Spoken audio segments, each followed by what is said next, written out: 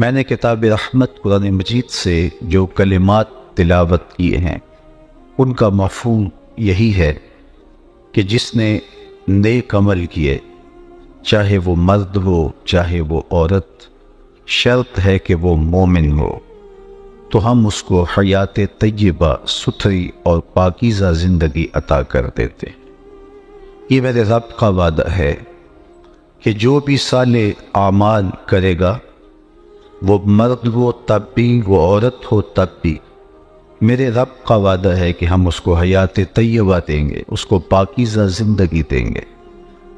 وہ اس دنیا سے رخصت ہو جانے کے بعد بھی دلوں میں زندہ رہے گا، دماغوں میں خوشبو بن کے تازہ رہے گا، اور خیالوں میں اور سوچوں میں اس کا چہرہ گھومتا رہے گا۔ دنیا پہ کتنے لوگ آئے اور چلے گئے، زمانہ ان کا نام بھی نہیں جانتا۔ میاں صاحب نے تو کہا تھا کہ سہ سہ جوڑ سنگت دے ڈٹھے، اوڑک وتھا پئیاں جنہ باجوں ایک پل نے سجیندے، شکلاں یاد نہ رہی۔ قبروں کے نشان تک بھول جاتے ہیں۔ مشتاق یوسفی نے کیا خوب کہا تھا، مٹ گیا مشتاق دل سے رنگ یاد رفتگاں، پھول مہنگے ہو گئے قبریں پرانی ہو گئی۔ کون کسی کو یاد رکھتا ہے، اور کس کے پاس وقت ہے کہ کسی کو یاد رکھے؟ لیکن جنہوں نے اپنی زندگیاں اللہ اور اس کے رسول کے نام لگا دی ہوتی ہیں، نہ ان کی قبریں پرانی ہوتی ہیں اور نہ عقیدتوں کے پھول مہنگے ہوتے ہیں۔ محبتوں کے سلسلے ان کے ساتھ قائم ہوتے ہیں، اور ان کا صدقہ جاریہ ان کی قبر کی روشنی کا ساواں بنتا ہے، اور ان کے نیک اور صالح اعمال لوگوں کے دلوں کے اندر تازگی پیدا کرتے ہیں، اور ان کی محبت کو کبھی بھی ختم نہیں ہونے دیتے۔ تو کہا جس نے بھی نیک عمل کیا، چاہے وہ مرد ہے چاہے وہ عورت ہے، شرط ہے کہ وہ مومن ہے، فَلَنُحْيِيَنَّهُ حَيَاتًا طَيِّبَةً، ہم اسے ستھری اور پاکیزہ زندگی عطا کر دیتے ہیں۔ امام قرطبی علیہ رحمہ لکھتے ہیں کہ پاکیزہ زندگی کا تصور دنیا کے اوپر اس کو یہ نصیب ہوتا ہے کہ وہ ایک مطمئن زندگی بسر کرتا ہے۔ جب خوبصورت اعمال کے ذخیرے سے اپنے نامہ اعمال کو پر نور کرتا ہے ایک بندہ مومن، تو پھر اس کی مطمئن زندگی ہوتی ہے، ورنہ دولتوں کی کثرت کے باوجود بے چینیاں جان نہیں چھوڑتی، زندگی کے اضطراب ختم نہیں ہوتے، ہر وقت انسان ایک انجانے خوف میں مبتلا رہتا ہے۔ لیکن اگر وہ اپنے آپ کو نیکی کی راہوں پہ ڈال دیتا ہے، اللہ اس کے قلب کو طمانینت کا نور نصیب فرماتا ہے۔ ایک مفہوم یہ بھی بیان فرمایا کہ اللہ اس کو قناعت کی دولت عطا کر دیتا ہے، اور یہ بہت بڑی دولت ہے جس کو نصیب کر دی گئی، ورنہ انسان کا پیٹ بھر جاتا ہے، انسان کی آنکھ نہیں بھرتی۔ کوزائے چشم حریصاں پر نہ شد، تا صدف خانے نہ شد پر در نہ شد۔ رومی کہتے ہیں کہ پیٹ بھر جاتا ہے، آنکھ کا پیالہ نہیں بھرتا۔ آپ دیکھتے نہیں ہیں کہ کھرب پتی ہونے کے باوجود بھی نفس کی کمینگی نہیں جاتی۔ آپ کے اس وطن میں بسنے والوں کو اس سے بہتر اندازہ، اس سے زیادہ بہتر اندازہ کس کو ہو سکتا ہے؟ نفس کی کمینگی ختم نہیں ہوتی۔ قناعت ایک ایسی دولت ہے کہ جو مطمئن زندگی کی ضامن بنتی ہے۔ شیخ سعدی شیرازی فرماتے ہیں کہ پیٹ بھرتا ہے لیکن آنکھیں نہیں بھرتی۔ آنکھوں کو دو چیزیں بھرتی ہیں، یا قبر کی مٹی بھرتی ہے، یا صبر کا اور قناعت کا پانی بھرتا ہے۔ تو اس لیے جس شخص کو اللہ تعالیٰ جل شانہ کے حضور نیاز مندی کا سلیقہ آ گیا اور صالح اعمال اس کی زندگی میں شامل ہو گئے، تو جو بھی اس کو میسر ہوتا ہے اس پر وہ قناعت کر لیتا ہے، اور قناعت کی دولت جس کو نصیب ہو جاتی ہے، اللہ تعالیٰ اس کو دنیا میں بھی ایک مطمئن زندگی دیتا ہے، اور آخرت میں بھی اس کا بہتر صلہ عطا کرتا ہے۔ صرف ایک حدیث سیدنا علی المرتضیٰ رضی اللہ تعالی عنہ سے مرویات آپ سماعت کر لیجئے یہ مخبر صادق حضور نبی رحمت صلی اللہ علیہ وآلہ وسلم نے ارشاد فرمایا، جو اللہ کے دیے گئے تھوڑے رزق پہ راضی ہو گیا، اللہ قیامت کے دن اس کے تھوڑے عملوں پہ راضی ہو جائے گا۔ بندے کو تو ضرورت تھی، لیکن ضرورت کے باوجود بھی اللہ کی تقسیم پہ راضی ہو گیا کہ مالک تو نے مجھے جس حال میں رکھا ہے میں اس پہ مطمئن ہوں، اس پہ میں بابا راضی ہوں۔ تو جو اللہ کی تقسیم پہ راضی ہو گیا، نہیں ہوگا تو پھر بھی کیا ہوگا؟ ہوگا تو وہی۔ کسی نے حضرت واصف علی واصف سے پوچھا تھا کہ غم کسے کہتے ہیں، تو انہوں نے کہا اللہ کی مرضی اور اپنی مرضی میں فرق کا نام غم ہے۔ بندہ چاہتا ہے کہ یہ ہو اور اللہ چاہتا ہے کہ یہ ہوگا وہی جو رب چاہے گا۔ تو آپ اپنی مرضی کو اللہ کی مرضی سے جب الگ کریں گے تو زندگی دکھوں کا مجموعہ بن جائے گی، اور جب اپنی مرضی کو مالک کی مرضی میں فنا کر دیں گے تو وہ دکھ بھی سامان راحت بن جائیں گے۔ جب اپنے آپ کو اس کی مرضی میں فنا کر دیا تو یہ اس کی رضا کے سانچے میں ڈھال کر کے آپ ایک مطمئن زندگی بسر کرتے ہیں، ورنہ ساری زندگی عدم اطمینان کا شکار رہیں گے۔ وہ کیا کسی نے کہا نا، جی سونا میرے دکھ وچ راضی تے میں سکھ نو چلے ڈاواں۔ تو جب بندہ اس کی رضا پہ راضی ہو گیا، اس کی تقسیم پہ راضی ہو گیا، تو پھر ایک مطمئن زندگی اس کو نصیب ہو گئی، اور اس کے پاس کچھ ہے تب بھی مطمئن ہے، اور اگر اس کے پاس نہیں ہے تو تب بھی مطمئن ہے کہ یہ میرے رب کی رضا ہے، میرا رب مجھ کو اس حال میں رکھنا چاہتا ہے اور میں اس حال پہ مطمئن ہوں۔ تو اللہ تعالیٰ کی طرف سے جو کیفیت بندے کے اوپر وارد ہوتی ہے اس پر وہ مطمئن ہو، جو اس کا حال ہوتا ہے اس پر اس کا اطمینان ہو، تو یہ ایک دولت ہے۔ تو کہا جو اللہ کے دیے گئے تھوڑے رزق پہ راضی ہو گیا، اللہ قیامت کے دن اس کے تھوڑے عملوں پہ راضی ہو جائے گا۔ اب ذرا اس کا دوسرا رخ بھی دیکھ لیجئے، یہ تو حضور علیہ السلام کا فرمان ہے۔ اب جو اللہ کے دیے گئے تھوڑے رزق پہ راضی ہو گیا، اللہ قیامت کے دن اس کے تھوڑے عملوں پہ راضی ہو جائے گا، اور جو اللہ کے دیے گئے زیادہ پہ بھی راضی نہ ہوا تو پھر وہ دیکھے کہ اس کا حساب کس طرح ہوگا اور وہ اللہ کا سامنا کس طرح کرے گا۔ تو یہ ایک دولت ہوتی ہے، اور یہ صالح اعمال کا نتیجہ ہوتا ہے جو بندہ مومن کو اللہ تعالیٰ عطا فرماتا ہے۔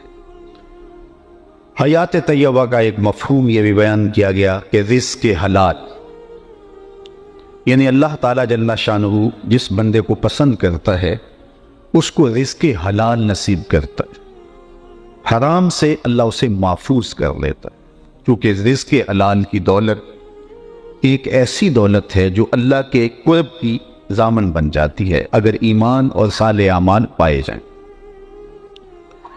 اور اگر رزق حلال میسر نہیں ہیں تو آپ کے سجدے، آپ کی نمازیں اور آپ کے دیگر اعمال اللہ کی قربت کا ذریعہ نہیں بنتے۔ حضور نبی رحمت صلی اللہ علیہ وآلہ وسلم نے اس شخص کا ذکر کیا کہ جو ایک طویل سفر کاٹ کے سین حرم میں جا پہنچتا ہے اور اس کے بال اٹے ہوئے ہیں غبار سے، لباس پھٹا ہوا ہے، سفر کی تکان چہرے سے علیحدہ ہے، یمد یدیہ اور لمبے لمبے ہاتھ کر کے دعائیں مانگتا ہے، لیکن حال کیا ہے؟ اس کا کھانا حرام کا ہے، اس کا پینا حرام کا ہے، اس نے جو لباس پہنا ہوا ہے اس کا تارو کوت حرام سے ہے، اس کو غذا دی گئی ہے تو حرام رزق کی دی گئی، اس کا بدن پلا بڑا ہے حرام کی کمائی سے، تو میرے حضور فرماتے اس کی دعا کیسے قبول ہو؟ نہ صرف کہ اس کی اپنی دعا رد کر دی جاتی ہے بلکہ نیک لوگوں کی دعاؤں سے اس کا حصہ نکال دیا جاتا ہے۔ نیک لوگ دعائیں مانگتے ہیں اور پوری امت کے لیے دعائیں مانگتے ہیں، اپنوں بیگانوں کے لیے دعائیں مانگتے ہیں، لیکن جو شخص رزق حرام کا عادی ہوتا ہے تو ان پاک لوگوں کی دعاؤں میں جس کا حصہ می کی طرح برستا ہے، کہاں کہاں اللہ کی مخلوق موجود ہوتی ہے جو قبروں میں بھی جا چکے ہیں، ان تک بھی اس دعا کا حصہ پہنچتا ہے۔ جب صالحین اپنی تنہائیوں میں دعا مانگتے ہیں، اپنی حجروں میں بیٹھ کر کے پوری امت کے لیے ہاتھ اٹھاتے ہیں، اور ان کے اٹھے ہوئے ہاتھوں کی اللہ لاج رکھتا ہے اور ان کی دعا کے ایک ایک حرف کو قبول کرتا ہے۔ لیکن اگر رزق پاک نہیں ہے تو ان لوگوں کی دعاؤں سے حصہ نکال دیا جاتا ہے۔ اب بتائیے وہ کتنا بڑا محروم ہے، اور اس کے پلے کیا باقی بچا اگر اس کا رزق ہی پاک نہیں ہے۔ تو جب کوئی صالح اعمال کرتا ہے ایمان کی شرط کے ساتھ، وہ مرد ہے یا وہ عورت ہے، تو اللہ جل شانہ اس کو جو ستھری اور پاکیزہ زندگی دیتا ہے، اس پاکیزہ اور ستھری زندگی کا ایک روپ یہ ہے کہ اللہ تعالیٰ جل شانہ اس کو رزق حلال نصیب فرما دیتا ہے۔ اللہ تعالیٰ جل شانہ پر رضا کا نصیب ہو جانا، امام قرطبی نے ایک معنی یہ بھی بیان فرمایا ہے کہ اللہ کی تقسیم پہ راضی ہو جانے کا مزاج پیدا ہو جائے۔ تو یہ وہ دولت جس کا اجمالی تذکرہ ابھی میں نے کیا، یہ اس شخص کا مقسوم ہے اور اس شخص کا مقدور ہے جو صالح اعمال ایمان کی شرط کے ساتھ کرتا ہے۔ یہ تو ہے اس کا دنیا کے اندر صلہ، لیکن اس کی آخرت بھی خوبصورت ہوتی ہے۔ اللہ اسے مغفرت کے نور سے مالا مال کرتا ہے، اس کو غفران و رحمت کے پردوں میں ڈھانپ لیتا ہے، اس کی زندگی کی کوتاہیوں سے اللہ درگزر فرماتا ہے، اللہ اکبر، اور اس کا حساب آسان بھی فرماتا ہے، اور اس کا نامہ اعمال دائیں ہاتھ میں قیامت کے روز دیا جائے۔ تو یہ صالح اعمال کا نتیجہ ہے جو اس کا مقسوم ہوگا، اللہ اکبر۔ اور حیات طیبہ کا یہ بھی مفہوم ہے کہ وہ اس دنیا سے رخصت ہونے کے باوجود بھی دلوں میں، دماغوں میں، روحوں میں بن کے، زندہ بن کے اپنی زندگی کی بہاری لوٹاتا ہوا محسوس ہوتا ہے۔ دنیا کے اوپر کتنے لوگ آئے اور چلے گئے، ان کا نشان بھی باقی نہ بچا۔ آل ساسان نے 3150 سال ایران پہ حکومت کی ہے، اور آج ان 150 حکمرانوں کو جو یکے بعد دیگرے تخت نشین ہوئے، میں اگر پوچھوں کہ کسی ایک کا نام بتائیں تو شاید چند علماء اور تاریخ کے جو گہرے شناور ہیں ان کے علاوہ کوئی نام بھی نہیں بتا سکے، جو اتنا طویل دور حکمرانی رکھتے تھے، اور 150 حکمران یکے بعد دیگرے ایک ہی خاندان کے تخت نشین ہوئے اور 3150 سال تخت ایران پہ متمکن رہے، آج ان کا نام بھی زمانے کو یاد نہیں ہے، اللہ اکبر۔ اقبال نے کہا تھا نا، اقبال یہ کس کے عشق کا فیض عام ہے، رومی فنا ہوا حبشی کو دوام ہے۔ کہاں ہے شہنشاہ روم؟ میں اگر آپ سے پوچھوں جس زمانے میں میرے حضور آئے تھے اس زمانے کے خاقان کا نام کیا تھا؟ اس دور کا بہت بڑا شخص گزرا ہے، لیکن آپ میں سے اکثر کہیں گے جناب ہمیں کوئی غرض نہیں ہے اس کا نام یاد رکھنے کی۔ اچھا چلو میں پوچھتا ہوں، اس دور کے قیصر کا نام کیا تھا؟ تو بہت سارے اس سے بھی معذرت کر دیں گے، چلو مزید آسان کر دیتا ہوں، اس دور کے کسرا کا نام کیا تھا؟ اس دور کی سپر پاور تھی اور اس کا حکمران، لیکن بہت چند لوگ مجھے کسرائے ایران کا نام بتائیں گے، اور اگر میں اس مجلس میں موجود سب سے کم عمر بچے سے پوچھوں کہ میرے حضور کے مؤذن کا نام کیا تھا، تو وہ سر اٹھا کے بلال حبشی کا نام لے گا یا نہیں لے گا؟ یار خاقان کا نام تو زمانے کو یاد نہیں ہے، قیصر کا نام تو زمانے کو یاد نہیں ہے، کسرا کا نام تو زمانے کو یاد نہیں ہے، لیکن بلال حبشی کا نام بچے بچے کو یاد ہے۔ اقبال یہ کس کے عشق کا فیضام ہے، رومی فنا ہوا حبشی کو دوام ہے۔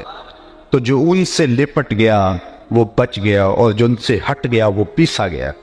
وہ کسی زمانے میں چکی کے ساتھ آٹا پیستے تھے، آپ کو یاد ہوگا، اب تو دور گزر گیا، اب الیکٹرانک چکیاں آ گئی ہیں تو وہ دور نہیں رہا، لیکن جو کم از کم میری عمر کے لوگ ہیں انہوں نے تو وہ دور بچپن میں دیکھا ہے۔ وہ 2 پتھر ہوتے تھے، نیچے والا ساکن اور جامد اور اوپر والا متحرک، اور درمیان میں کلی ہوتی تھی، اس کے آس پاس خالی جگہ ہوتی جس میں دانے ڈالتے تھے، ہماری زبان میں اس کو گالا کہتے تھے، اور پھر چکی گھماتے تھے، اور جو دانے اس کلی کے ساتھ جڑ کے رہتے تھے وہ بچ جاتے تھے، اور جو کلی سے ہٹتے تھے وہ پس جاتے تھے۔ کہا محبوب قسم تیرے زمانے کی انسان خسارے میں، جو تیرے سے جڑ کے رہے گا وہی بچ جائے گا۔ تو کتنے لوگ آئے اور چلے گئے، اور وہ کتنے اپنے آپ کو ناگزیر سمجھتے تھے، تخت و تاج کے مالک تھے، لیکن آج ان کا نشان بھی باقی نہیں بچا۔ لیکن جنہوں نے اپنا تعلق حضور سے جوڑا، وہ ذات کے حبشی بھی کیوں نہ ہوں، ان کو اللہ نے عروج دیا، اور ان کا نام بھی باقی رہا، اور ان کے لیے عزت و احترام کے رشتے بھی دلوں میں موجود ہیں، اور ان کے لیے عقیدت کے رنگ بھی کائنات کے اندر پائے جاتے ہیں۔ تو شرط یہ ہے کہ بس ان کے ہو جاؤ، فَلَنُحْيِيَنَّهُ حَيَاتً طَيِّبَةً۔ اور اقبال کا ایک نظریہ ارتقاء ہے، بات لمبی ہو جائے گی، تو اس میں وہ آخر میں کہتے ہیں کہ فطرت ہستی شہید آرزو رہتی نہ ہو، خوب در پے کر کی اس کو جستجو رہتی نہ ہو، موت کو سمجھا ہے غافل اختتام زندگی، یہ ہے شام زندگی صبح دوام زندگی۔ یہ زندگی کی شام ہے، یہ ایک گھر سے دوسرا گھر بدلتے ہیں اور ان کے لیے احترام کے رشتے باقی رہتے ہیں، عقیدت کے رشتے باقی رہتے ہیں، یہ خوشبوئیں بن کے دماغ میں بسے رہتے ہیں اور یہ دلوں کے اندر یاد بن کے قائم رہتے ہیں اور ان کی محبتیں سلامت رہتی ہیں۔ یار جو حضور سے جڑ گیا وہ فنا کیسے ہو سکتا ہے؟ جو ان کا ہو گیا اس کا نام کیسے مٹ سکتا ہے؟ اس کا نشان کیسے مٹ سکتا ہے؟ ان کا ہونے والا تو سرخرو ہو جاتا ہے اور ان کے ساتھ وابستگی رکھنے والا کامیاب اور کامران ہو جاتا ہے۔ فَلَنُحْيِيَنَّهُ حَيَاةً طَيِّبَةً، یہ حیات طیبہ کا روپ ہے۔ ربعی بن حراش بہت بڑے بزرگ گزرے، جلیل القدر تابعی بھی ہیں۔ ان کے بھائی تھے ربیع بن حراش، یہ ساری زندگی ہنسے نہیں، فرماتے تھے کیا خبر میرا انجام کیا ہوگا، جب تک یہ یقین نہ ہو کہ میرا انجام کیا ہو تو اس وقت دھڑکا تو ہر لمحے لگا رہتا ہے کہ نہ جانے میں کس کھاتے میں۔ عید کے دن لوگوں نے فاروق اعظم رضی اللہ تعالیٰ عنہ کو روتے ہوئے دیکھا تو کہا آج تو خوشیوں بھرا دن ہے اور آپ رو رہے ہیں۔ کہا مجھے نہیں پتا کہ میں مقبولین میں سے ہوں یا مطرودین میں سے، میں رد کر دیا گیا ہوں یا میرے روزے قبول کر دیے گئے ہیں۔ تو جب تک یہ یقین نہ ہو، حضرت ابی ملیکہ فرماتے ہیں میں 30 اصحاب رسول سے ملا ہوں، بخاری کتاب الایمان اٹھائیے، 30 اصحاب رسول سے میری ملاقات ہوئی ہے اور کہتے ہیں میں نے ہر ایک کو اپنی آخرت کے بارے میں، اپنے خاتمے کے بارے میں ڈاڈا فکر مند پایا ہے۔ ہم تو 2 نمازیں پڑھ لیں تو دوسروں کو حقیر سمجھنے لگ جاتے ہیں، یہ وہ لوگ تھے جن کی آنکھوں نے جمال محمد عربی دیکھا ہے، لیکن فکر مند تھے کہ ہمارا خاتمہ بخیر ہو جائے۔ ہم دیکھتے نہیں ہیں بلعام بن باورا، یہ بنی اسرائیل کا مستجاب الدعوات ولی ہے، جب ہاتھ اٹھا کے دعا مانگتا ہے تو منہ پہ بعد میں پھیرتا ہے، قبولیت پہلے ہوتی ہے۔ لیکن پھر اسی کے بارے میں قرآن نے کہا نا مَثَلُهُ كَمَثَلِ الْكَلْبِ، اس کی مثال کتے کی مثال ہے، زبان لٹک گئی، زمین چاٹتا تھا مستجاب الدعوات بلند، لڑک کے کہاں گیا۔ اسی لیے میاں صاحب بولے پڑھنے اتے مان کرینا تے نہ آکھی میں پڑھیا، پڑھنے اتے مان کرینا نہ آکھی میں پڑھیا، او جبار کہار صداوے متا روڑ دے وے دودھ کڑیا۔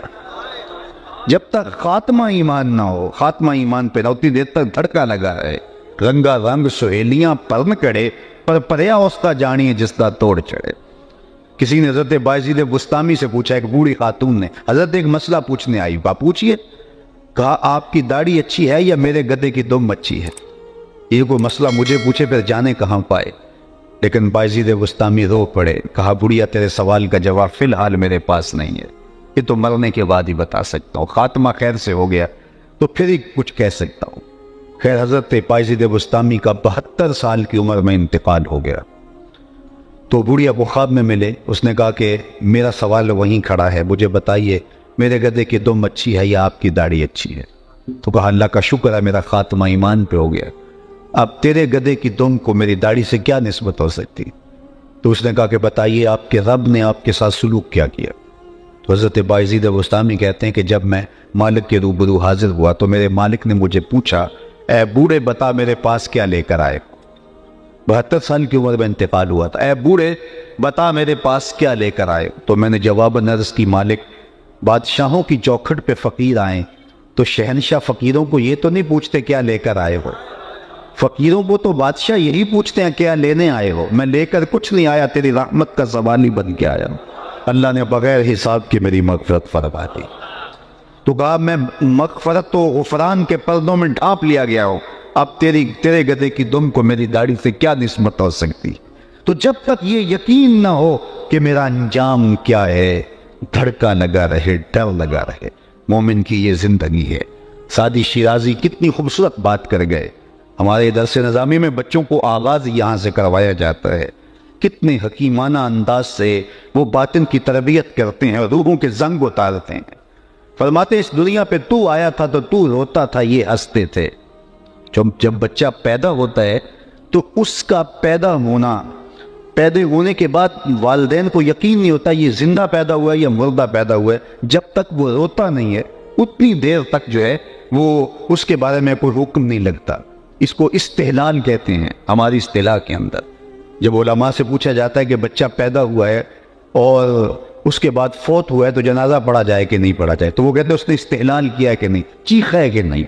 استحلال کہتے ہیں چیخنے کو، یہ پہلی رات کے چاند کو جو ہلال کہتے ہیں تو وہ بھی اس لیے ہلال کہتے ہیں کہ اس کو دیکھ کے بھی بچے شور مچاتے ہیں کہ چاند طلوع ہو گیا۔ وما الا بغیر اللہ، یہ بھی یہاں سے نکلا ہے، لوگوں نے اس کو غلط مفہوم دے دیا۔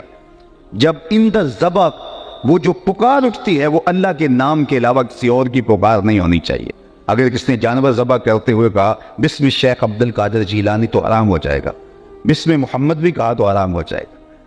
اس لیے وہ اللہ کے نام کے علاوہ کسی اور کی پکار نہیں ہونا چاہیے۔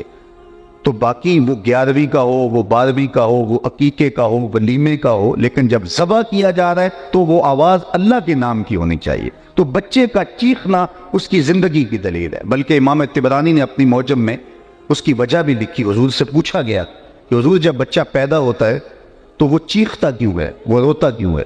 تو فرمایا اس کے ساتھ ایک ہمزاد جنم لیتا ہے جو اس کی پسلیوں کو چھیڑتا ہے اور جس سے وہ روتا ہے، چیختا ہے۔ تو انہوں نے دست بستہ عرض کی حضور جب آپ آئے تھے تو آپ کے ساتھ بھی ہمزاد آیا تھا؟ فرمایا ہاں میرے ساتھ بھی آیا تھا۔ تو کہا پھر اس نے کوئی ایسی حرکت تو نہیں کی؟ فرمایا اس نے حرکت کیا کرنی تھی؟ فلما رآنی اسلم، جب اس کی نظر میرے چہرے پہ پڑی لبوں پہ کلمہ جاری ہو گیا۔ دیکھنے والے کہا کرتے ہیں اللہ اللہ، یاد آتا ہے خدا دیکھ کے صورت تیری۔ اللہ نے محبوب کا چہرہ ہی ایسا بنایا ہے جو دیکھتا ہے پھر دیکھتا ہی رہ جاتا ہے۔ تو جب اس نے فلما رآنی، جب اس نے مجھے دیکھا، اسلم، تو اس نے چھیڑنا کیا تو اس کے لبوں پہ کلمہ جاری ہو گیا۔ امام نبہانی نے باقاعدہ اس پہ باب باندھا ہے کہ حضور کا ہمزاد مسلمان ہو گیا اور اس پر دلائل بیان فرمائے اور ذکر کیا۔ اللہ اکبر۔ تو بات کر رہا تھا کہ جب تک یہ یقین نہ ہو کہ میرا انجام کیا ہے اتنی دیر تک دھڑکا لگا رہے۔ چند نمازیں پڑھ لو تو پھول نہ جایا کرو، کوئی عمل خیر ہو جائے تو شکریہ ادا کیا کرو کہ مالک تو نے توفیق دی، میری توفیق بھی تیرے کرم کا صدقہ، یہ قدم اٹھتے نہیں اٹھائے جاتے ہیں۔ کوئی خیر کی توفیق مل جائے تو جھک جاؤ، شکریہ ادا کرو، نہ کہ لوگوں کو حقیر جاننے لگ جاؤ اور سمجھو کہ ہم کوئی مقبول بارگاہ اس لیے ہم یہ نیک کام کر رہے ہیں۔ علامہ رومی فرماتے ہیں کہ کچھ لوگ چند نمازوں کے بعد آسمان کی طرف دیکھ رہے ہیں کہ کوئی فرشتہ تو نہیں آ رہا میرے پاس، اور یہی وجہ ہوتا ہے یہ ملنگ شلنگ، یہ آج کل پیر شیر جو ہے وہ تھوڑی سی بات ہوتی ہے تو اچل جاتے ہیں، ہوتا ہی کچھ نہیں ہے تو وہ اتنے دعوے کر بیٹھتے ہیں کہ اللہ یاز باللہ۔ میاں شراب عشق پی کر جو نہ بہکے ظرف اس کا ہے، شراب عشق پی کر جو نہ بہکے ظرف اس کا ہے، کہ ایک ایک بوند اس کی رکھتی ہے تاثیر میں خانہ، کہ ایک ایک بوند اس کی رکھتی ہے تاثیر میں۔ مولا علی قاری نے لکھا ہے جب حضور علیہ السلام جبل احد پہ گئے اور وہ حضور کے تشریف لے جانے پر جھوم اٹھا تو حضور نے اس پر ایڑی لگائی اور کہا اور ٹھہر جا، تو جانتا نہیں تیرے اوپر اللہ کا نبی ہے، صدیق اور 2 شہید ہیں۔ تو اس پر آپ نے بحث فرمائی ہے مرقات میں، آپ فرماتے کہ وہ وجد میں آ گیا تو حضور نے ایڑی لگا کہ اس کو وجد سے ضبط کی طرف منتقل کیا، تو کہا ثابت ہوا اہل وجد سے اہل ضبط افضل ہیں۔ اگر کوئی کیفیت طاری بھی ہو جائے تو اس کو ضبط کیا جائے، اور ہمارے اوپر تو طاری بھی نہیں ہوتی، 4 نمازیں پڑھنے کے بعد دوسروں کو حقیر جاننے لگتے ہیں۔ یہ وہ لوگ ہیں جن کی زندگیاں اللہ کے ذکر میں گزرتی ہیں لیکن پھر بھی ڈرتے ہیں ہمارا خاتمہ ٹھیک ہو۔ حضرت جنید بغدادی کہتے ہیں رضی اللہ تعالیٰ عنہ کہ میں ایک دن اپنے شیخ حضرت سری سکتی رضی اللہ تعالیٰ عنہ کی قربت میں بیٹھا ہوا تھا، رشتے میں ماموں بھی لگتے ہیں، تو انہوں نے مجھے وصیتیں کی، ایک وصیت کی تو میرے پاؤں تلے سے زمین سے رکھنے لگے، فرمانے لگے بیٹا جب میں فوت ہو جاؤں تو میری قبر بغداد سے باہر بنانا۔ تو میں نے کہا حضرت لوگ تو بغداد کی مٹی میں دفن ہونے کے لیے ترستے ہیں اور آپ یہ کہہ رہے ہیں کہ بغداد سے باہر قبر بنانا؟ تو کہا کہ ڈرتا ہوں میری بدعمالیوں کی وجہ سے کہیں بغداد کی مٹی مجھے قبول کرنے سے انکار نہ کرتا۔ یہ کون شخص ہے تتجافی جنوبہم عن المضاجع، جن کی کروٹیں خوف خدا کی وجہ سے بستروں سے الگ رہتی ہیں، اللہ کو خوف میں، خشیت الہیہ میں جو ہے وہ ان کا یہ عالم ہے، خوف میں پکارتے ہیں، خشیت الہی کی کیفیات ہر وقت ان کے اوپر طاری رہتی ہیں۔ تو حضرت روبی کہنے لگے ساری زندگی نہیں ہنسے، فرماتے تھے کیا خبر میرا انجام کیا ہوگا؟ تو سعدی کہتے ہیں جب تو آیا تھا تو ہنستا تھا اور لوگ روتے تھے، ایسی زندگی گزارنی ہے جب دنیا سے جائے تو روتا تھا لوگ ہنستے تھے، ان سے بدلہ لینا ہے، جب اس دنیا سے جائے تو ہنستا ہوا جائے اور یہ روتے رہ جائے۔ اب روبی ساری زندگی نہیں ہنسے، خیر وقت آ کر آ گیا، انتقال کر گئے، ساری زندگی جو ہے وہ ہنسے نہیں۔ غسال کو بلا لے ان کے بھائی اور کہا میرا بھائی فوت ہو گیا ہے، اسے غسل دے دو۔ وہ غسل خانے میں داخل ہوا، غسال تو فوراً باہر آ گیا۔ کہا اتنی جلدی؟ کہا یا تیرا بھائی بڑا عجیب ہوا۔ کہا کیا ہوا؟ کہا نحن نغتسل وهو يتبسم، ہم اسے غسل دیتے ہیں یہ آگے سے مسکراتا ہے۔ کہا میرے بھائی نے قسم کھائی تھی جب تک اچھا انجام نہیں دیکھوں گا نہیں مسکراؤں گا، آج مرنے کے بعد جو مسکرا رہا ہے تو اس کا مطلب یہ ہوا کہ اس نے اپنا انجام پر خیر دیکھ لیا۔ اللہ اکبر، خیر غسل دیا، چارپائی پر ڈال دیا، ادھر شہر میں خبر مشہور ہو گئی ایک بندہ مرنے کے بعد مسکرایا۔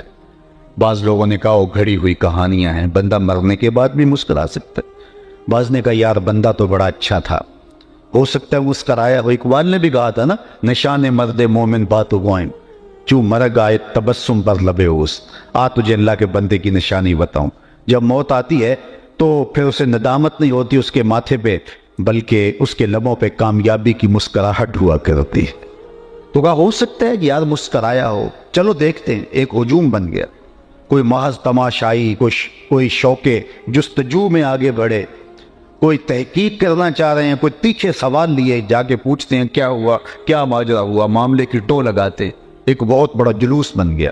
اتنے میں نے غسل دے کے چارپائی پہ ڈال کے کفن بھی اڑایا جا چکا تھا۔ لوگ داخل ہوئے، قبل اس سے کہ کوئی جا کے سوال کرتا پوچھتا تو روبی نے آنے والوں کو مخاطب کر کے کفن سے ہاتھ باہر نکال کے کہا السلام علیکم۔ لوگ حیرت میں ڈوب گئے، کہا وعلیکم السلام اتتکلم بعد الموت، عجیب بات ہے کہ تم مرنے کے بعد باتیں کر رہے ہیں۔ قال نعم اتکلم بعد الموت، کہا ہاں میں مرنے کے بعد باتیں کر رہا ہوں۔ اللہ اکبر۔ لوگوں نے کہا کہ بتاتے رب نے تیرے ساتھ سلوک کیا کیا؟ کہا استقبلنی ربی غیر غضبان واستقبلنی بروح و ریحان، اس کے قدرت والے چہرے پہ کوئی غصہ نہیں تھا، اس نے روح و ریحان کے پھول میرے گلے میں ڈالے۔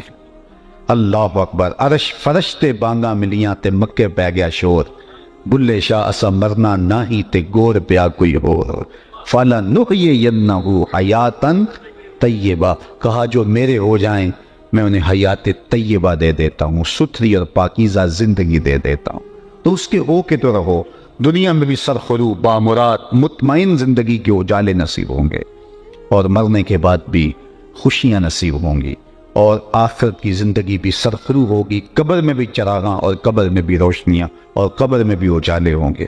ہمیں حیات طیبہ کو ہر صورت حاصل کرنے کے لیے کوشش کرنی چاہیے، اور اس کا جو نصاب دیا ہے وہ ایمان کی شرط کے ساتھ صالح عمل ہیں، اور وہ چاہے مرد ہو چاہے عورت ہو، دونوں کو یہ نور نصیب کر دیا جاتا ہے۔ میں اور آپ اپنے عمل کی ستھرائی اور اپنے اعمال کی پاکیزگی کی طرف توجہ دیں، ریا سے عمل پاک ہو، ہمارا عمل تکبر سے پاک ہو، عجب سے پاک ہو، ہم اپنے آپ کو دیکھ کر کے کسی اور کو حقیر نہ جانیں، اپنے عمل کو خالص کریں۔ سب سے پہلے نیت کو درست کر کے جب اپنے اعمال کو ہم محفوظ کر لیں گے تو پھر اس کا لازمی نتیجہ میرے رب کا وعدہ ہے، اور میرے رب کے وعدے سچے ہیں اور میرے رب کے وعدے جھوٹے نہیں ہوتے۔ اللہ سے کون سچا ہے؟ اس لیے کہا اگر تم صالح اعمال کرو گے تو تمہیں ایک پاکیزہ ستھری حیات طیبہ نصیب کر دیں گے۔ عالی مرتبت علماء موجود ہیں۔ فَلَنُحْيِيَنَّهُ کے اندر بھی تو مادہ حیات موجود تھا، فَلَنُحْيِيَنَّهُ کے اندر بھی تو مادہ حیات موجود تھا، اور اس کے اندر جو ہے وہ تاکیدیں بھی موجود ہیں، لیکن اس کے بعد پھر الگ سے حیاتاً طیبہ کو الگ سے ذکر کر کے اور حیات کی صفت بھی ساتھ لگا کر کے اور اس کو مزید موقت بھی کر دیا تاکہ کسی کو کوئی شک نہ باقی رہے کہ جو میرا ہو جائے پھر اس کو ایک میں مطمئن اور پاکیزہ زندگی نصیب کرتا ہوں، اور وہ خوشگوار زندگی اور وہ خوبصورت زندگی اور وہ پاکیزہ زندگی اس کی بہتری کی ضامن ہوتی ہے، اس کی دنیا بھی سنورتی ہے، اس کی آخرت بھی سنورتی ہے، اور ہمارا مقصود دونوں زندگیوں کو سنوارنا ہے۔ کچھ لوگ ایسے دین سے وابستہ ہو جاتے ہیں ترک دنیا کر دیتے ہیں، یہ اسلام کا مزاج نہیں ہے، لا رغبانیت فی الاسلام۔ اور کچھ لوگ ایسے دنیا میں کھو جاتے آخرت کو ترک کر دیتے ہیں، جبکہ ہم جسم اور روح دونوں کا مجموعہ ہیں، اور ہم یہ دنیا کی زندگی بھی اچھی مانگے۔ یہ تقویٰ نہیں ہے کہ ہم کہیں کہ یہ دنیا برباد ہو جائے، یہ زندگی بھی خوبصورت گزرے۔ آقا کریم علیہ السلام کی خدمت میں ایک صحابی حاضر ہوئے اور ان کا جسم بہت کمزور تھا، بلکہ فرمایا ایک چوزے کی طرح کمزور تھا۔ تو فرمایا کہ تمہاری یہ کیا حالت ہے، تم نے اللہ سے کوئی دعا تو نہیں مانگی تھی؟ تو اس نے کہا جی حضور میں نے اللہ سے دعا مانگی تھی۔ کیا دعا مانگی تھی؟ میں نے اللہ سے یہ دعا مانگی تھی کہ میری آخرت ٹھیک ہو جائے، دنیا چاہے جیسی بھی ہو، بلکہ آخرت کے حصے کے دکھ بھی دنیا میں آ جائیں، میں نے اللہ سے یہ دعا مانگی۔ تو بظاہر تو اچھی بات ہے، اس نے آخرت سوار لی، دنیا پہ دکھ جھیل لے، جیسے تیسے بھی زندگی تو گزر گئی۔ تو میں نے اللہ سے یہ دعا مانگی تھی اللہ آخرت کے دکھ بھی دنیا پہ ڈال دے اور میری آخرت صاف ہو جائے۔ تو اس بات سے حضور خوش نہیں ہوئے، بلکہ اسے فرمایا تو نے یہ دعا کیوں مانگی کہ آخرت کے حصے کے دکھ بھی دنیا پہ آئیں؟ تو نے اللہ سے یہ کیوں نہیں مانگا ربنا آتنا فی الدنیا حسنۃ وفی الآخرۃ حسنہ، اے اللہ مجھے یہ دنیا بھی اچھی دے دے، وہ دنیا بھی اچھی دے دے۔ تو دونوں جہانوں کی خوبصورتی یہ مومن کی زندگی ہے۔